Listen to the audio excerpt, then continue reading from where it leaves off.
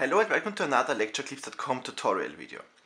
Today we will be solving a problem graphically for the first time. There are two general ways to solve a problem in mechanics. One of them is by the way of calculation, as you already know, and the other one is graphically. And the approach is completely different. Now, first let's have a look at the system we have here. This is a lifting device, actually almost the same as we had in a tutorial clip of the calculative clips.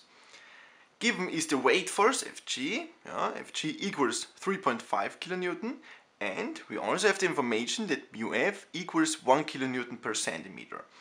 This is the so-called force benchmark, and you will see that we will need it later on. And we are looking for the support reaction, so the force at A and the force Fb that acts at the point B. Alright, how do we do that? When doing it by means of calculation, the first step was to draw a free body diagram of the system and to look at all the forces acting on it. We do need a free body diagram here as well, because otherwise we wouldn't be able to see the support reactions. But when working graphically, we do not have to draw another draft of the system. These instructions here are to scale. So if we would draw another draft of the system, we would have to transfer all the measurements, okay? The draft have to look exactly the same as the state of the problem. And this would be elaborate and actually unnecessary. So when working graphically, we just imagine that this is already a free body diagram, okay? We just do not draw another draft of the system. Now, the following steps are crucial. I recommend always doing them before starting to solve the problem. First, we have to think about how many forces we have and where they act. Now, in our case, if we just separate the system at the support A and B, we have three forces in total, two support reactions and the force Fg. When working graphically, we do not draw in two force components like we would have done if we would do it calculative, but we always work with just one support reaction, okay? This is the reason why we have just three forces in total. At this point, we have no information about the support reactions. The only thing we can say for sure is that they will run through these points here, okay? We can say for sure that the support reaction Fa has to run through the point A and the one of B has to run through this point here. The next question is, of how many forces do we know the line of action, of which do we know the amount, or both, or neither? Well, let's start with the weight force Fg. Of the weight force Fg, we know both the direction, so the line of action, and also the amount, because this was given. This was the 3.5 kilonewton. Of the support reaction at A, we know nothing. Neither the direction, the line of action, nor the amount. We have no idea in which direction it is pointing. As I said before, the only thing we do know is for sure that it runs through this point here. Of the support reaction at B, we do not know the amount, but we do know the direction, the line of action. We recognize that the support reaction equals the rod force, and we do have some information about the rod force. The rod force in this case can only point in direction of the rod, since it has two hinges at both ends and is not loaded with any additional forces.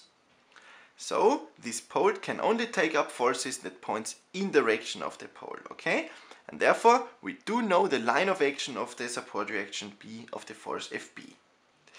The next step is the equilibrium of these forces. Now we can't just look at the equations of equilibrium as we're used to, because we have to do it graphically. And now the next sentence is very, very important.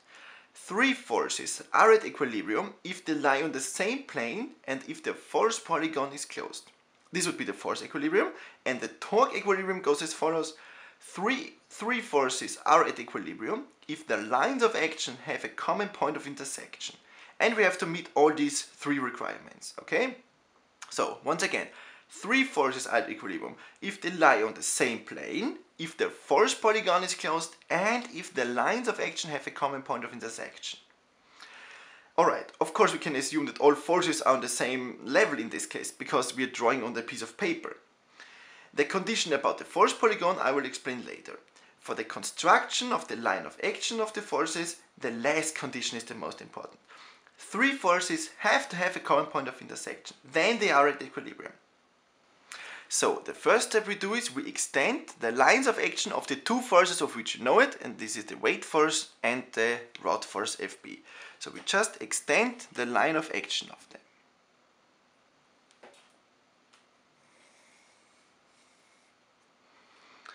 This was the weight force, and now I just extend the line of action of the rod force Fb.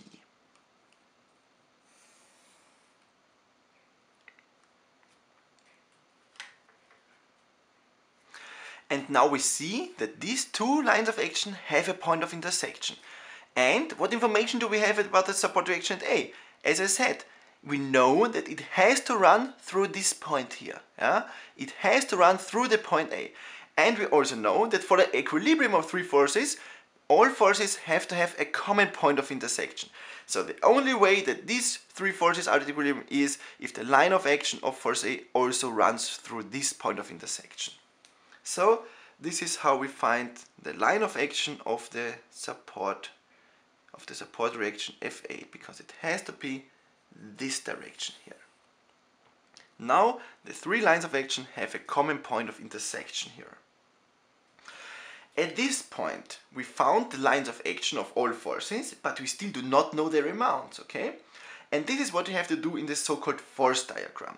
This is called space diagram. This is where we find the lines of action of the forces, and in the force diagram we can find their amounts. Now we have to meet the last requirement for the equilibrium of the forces. We want the force polygon to be closed.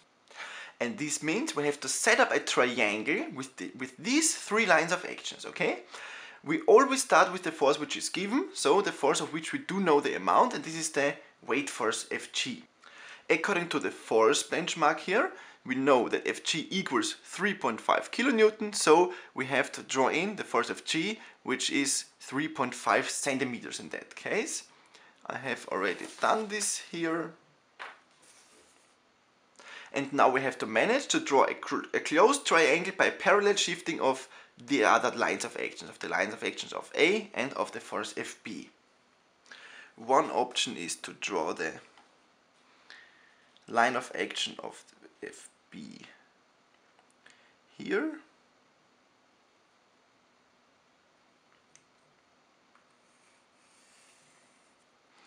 And the line of action of the force A here.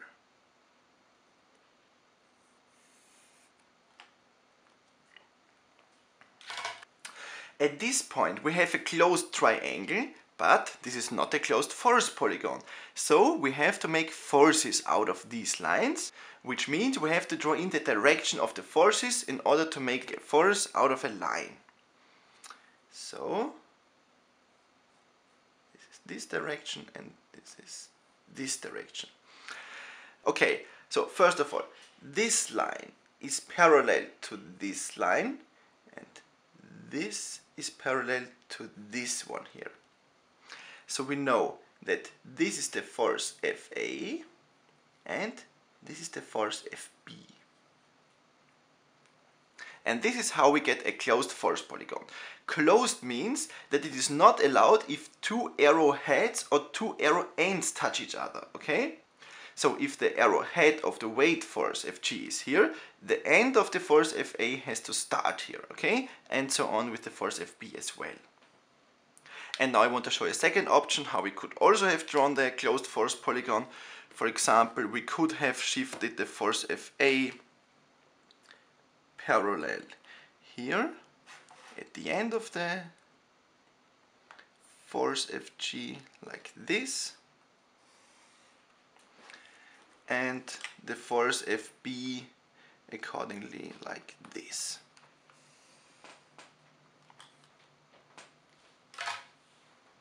Again, we have to draw in the direction of the forces.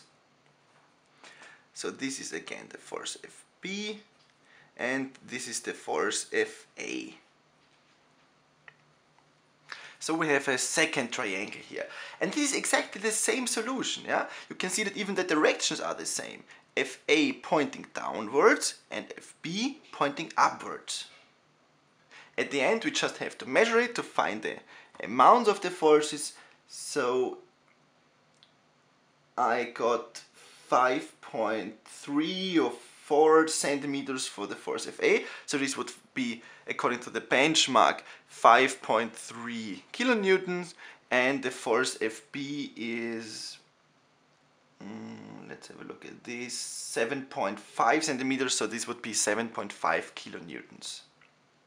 Now we are actually finished with this problem. At the end, I just want to mention the equilibrium of two forces. Two forces are at equilibrium if they lie on the same line of action, point in opposite direction, and are equal in amount.